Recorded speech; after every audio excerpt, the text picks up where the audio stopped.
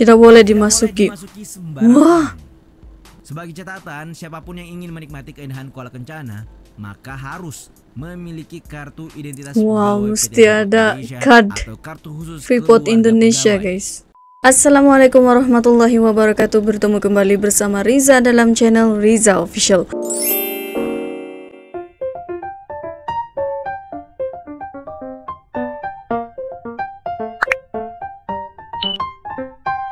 Untuk kawan-kawan yang baru pertama kali gabung dalam channel Riza Official, jangan lupa untuk like, comment, share, dan subscribe channel Riza Official. Oke? Kali ini Riza akan mereaksi sebuah video yang bagi Riza memang sangat-sangat menarik dan pertama kali juga Riza dapat tahu, yaitu video tentang Kuala Kencana dari channel Data Fakta. Melalui info yang Riza dapatkan, kota ini disebut sebagai kota modern pertama di Indonesia. Yang lagi menariknya, Kuala Kencana adalah kota modern yang berada di tengah hutan, guys, di belantara Papua. Jadi ini memang sangat-sangat menarik hati Riza untuk ketahui lebih lanjut tentang ini Kuala Kencana. Guys, sama-sama kita saksikan video tersebut. Enjoy watching and don't skip.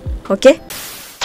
Pada sebuah wilayah paling timur Indonesia terdapat kawasan seluas 860,74 km persegi yang dihuni oleh 28.951 penduduk pada tahun 2020. Sekilas tak ada yang aneh dari pengantar ini.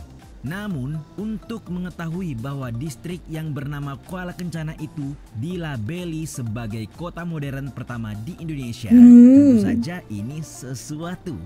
Mengingat kesenjangan sosial masih terasa di sana, sehingga kesan kontras adalah apa yang paling terasa. Mengenal Kuala Kencana lebih jauh, Data Fakta sudah menyiapkan daftarnya untuk kalian. Tersusun cantik, guys. Tapi sebelum lanjut, kami ingatkan kembali untuk subscribe channel ini dan aktifkan lonceng notifikasi kalian untuk mendapatkan video edukatif dari Data Fakta.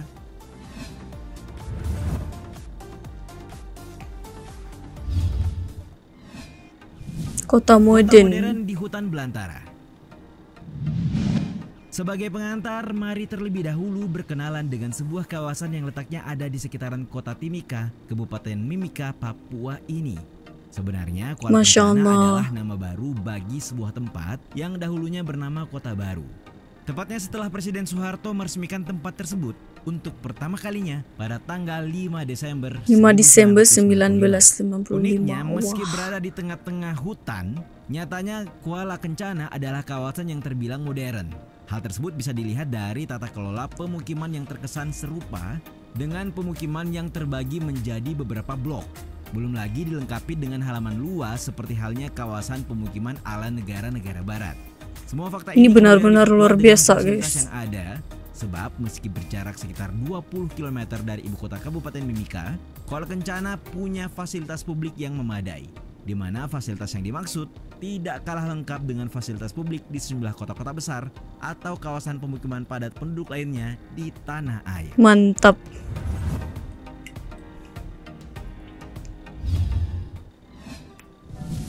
Fasilitas lengkap. Menyambung pembahasan di poin pertama, secara spesifik Kuala Kencana punya fasilitas lengkap yang cenderung tidak bisa jika ditilik dari lokasi di mana ia berada. Bayangkan bahwa tempat ini berada di tengah-tengah hutan dan jauh dari ibu kota.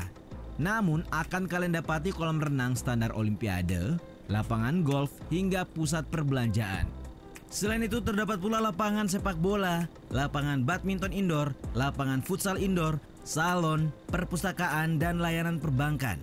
Ada juga klinik dan medical services yang dikelola oleh International SOS serta sekolah internasional YPJ. Kemudian satu hal lainnya yang tidak kalah mencengangkan adalah terdapat perusahaan industri catering dan distribusi pangan terbesar di Indonesia. Kuala Kencana bukan biasa-biasa, guys. Di atas 8 kampung atau kelurahan dengan alun-alun yang melengkapi tata kota.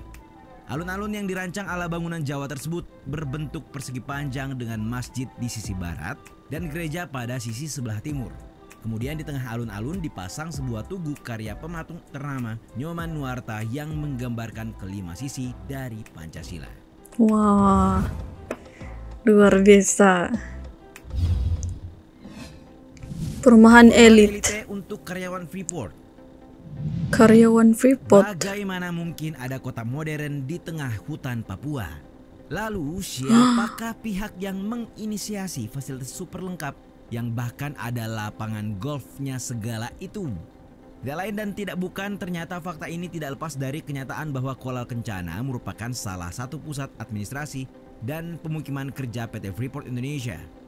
Memakan waktu sekitar 15 menit dari Timika, kawasan ini menjadi kota yang dikembangkan untuk mendukung operasi tambang di Tembagapura. Tidak hanya itu, karena menggunakan sistem zonasi, kota ini dijuluki sebagai kota paling rapi di Indonesia. Adapun sistem zonasi yang diterapkan mengacu pada fungsi bangunan seperti perumahan, perkantoran, sekolah, pertokoan, pergudangan, dan perbengkelan. Kota paling rapi di Indonesia, guys. Juga memiliki jaringan jalan dan kaki lima yang tertata sangat rapi. Pengelola bahkan sudah merencanakannya untuk bisa ditempati hingga 30 tahun ke depan. Hal tersebut dilakukan agar ketika akan menambah bangunan seperti rumah karyawan, keputusan tersebut tidak akan merusak hutan asli seluas 17.000 hektar di sana. Kuala Kencana benar-benar luar biasa. Saluran listrik bawah tanah. Wow. Mantap. Meski pembangunan menggeliat di mana-mana, nyatanya kita tidak mungkin melupakan bahwa masih banyak masyarakat Papua yang hidup di pedalaman. Namun nuansa yang berbeda akan kalian rasakan begitu kalian memasuki Kuala Kencana. Ya, akan ada instalasi ucapan selamat datang yang dirancang indah, patung-patung etnik Papua, jalan lebar beraspal sempurna, rambu-rambu lalu lintas terpasang jelas di banyak tempat, serta segala bentuk disajikan dalam dua bahasa. Bersih dan rapi, guys. Kuala Kencana. Heran jika kalian tak menemukan tiang jalur kabel listrik atau telepon, sebab semuanya tertanam rapi di dalam tanah. Tak ayal, kota Papua ini akhirnya diklaim sebagai kota pertama di Indonesia yang menerapkan sistem utilitas seperti listrik, air, dan komunikasi bawah tanah. Selain itu, kota ini juga diklaim sebagai kota yang memiliki sistem pengelolaan air kotor. Lingkungannya pun sangat bersih, terawat, dan teratur, yang mana tidak ada sampah yang berserakan di pinggir jalan. Luar biasa. Tercengang Riza sebentar.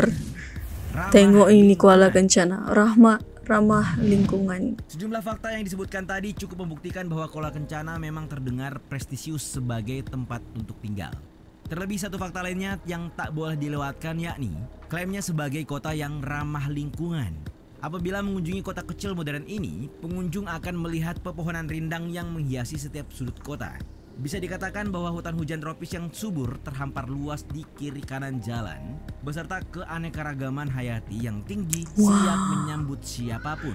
Masya Karena faktor Allah. lingkungan juga, Kuala Kencana memiliki instalasi pengolahan air atau water treatment plant dengan standar air bersih yang tinggi dan aman untuk diminum secara langsung. Kerennya. Kotor pun akan disalurkan ke pusat pengolahan limbah sehingga tidak mencemari lingkungan yang ada di sekitarnya. Selain itu, ketimbang menggunakan kendaraan bermotor, bersepeda dan berjalan kaki lebih diminati. Terbukti dengan dibangunnya jalur pejalan kaki dan sepeda di sepanjang jalan. Berikut tempat parkir yang selalu menyediakan tempat parkir khusus sepeda lengkap dengan besi pengamannya.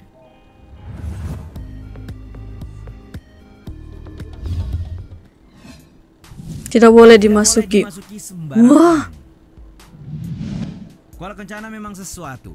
Perumahannya dibangun rapi dan teratur tanpa pagar dengan halaman yang dihiasi taman.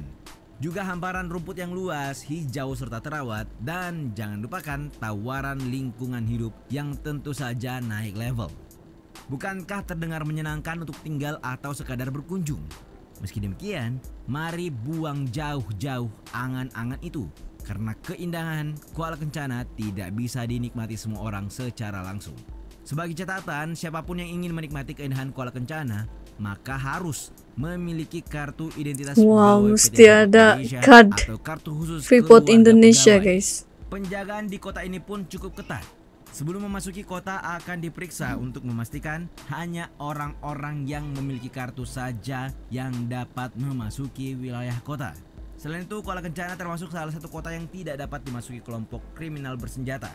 Hal tersebut lantaran kota tersebut dilengkapi sistem keamanan ketat untuk menjamin keamanan seluruh masyarakat di sana.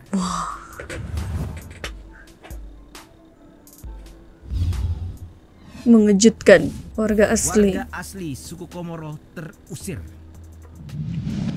Terdeskripsikan dengan indah, bukan berarti Kuala Kencana tidak menyimpan cerita menyedihkan di baliknya. Penting untuk diingat, kota tersebut tidak hanya berganti nama. Lebih dari itu, penghuninya pun menemui pergantian. Sebagai kota yang dibangun untuk kebutuhan industri, membuat tempat tersebut dipadati pendatang pada akhirnya. Akibatnya, warga asli Mimika yakni suku Kamoro mulai meninggalkan Timika untuk selanjutnya tinggal di kampung-kampung pinggiran kota. Sebab dengan basis budaya sungai, warga Komoro merasa tidak lagi dapat mengais hidup di wilayah itu. Lebih jauh, sikap orang Komoro yang enggan berselisih dan lebih mengutamakan keharmonisan menjadi salah satu pengaruh dari keputusan tersebut. Catatan Julianus Koenen OFM dalam bukunya yang berjudul Kamoro Aspek-Aspek Kebudayaan Asli tertulis, masyarakat Kamoro adalah komunitas masyarakat yang meletakkan keseimbangan sebagai prinsip moral mereka. Sayangnya, cara pandang dan filosofi tersebut kurang dipahami dan dihargai berbagai instansi ketika membangun Timika.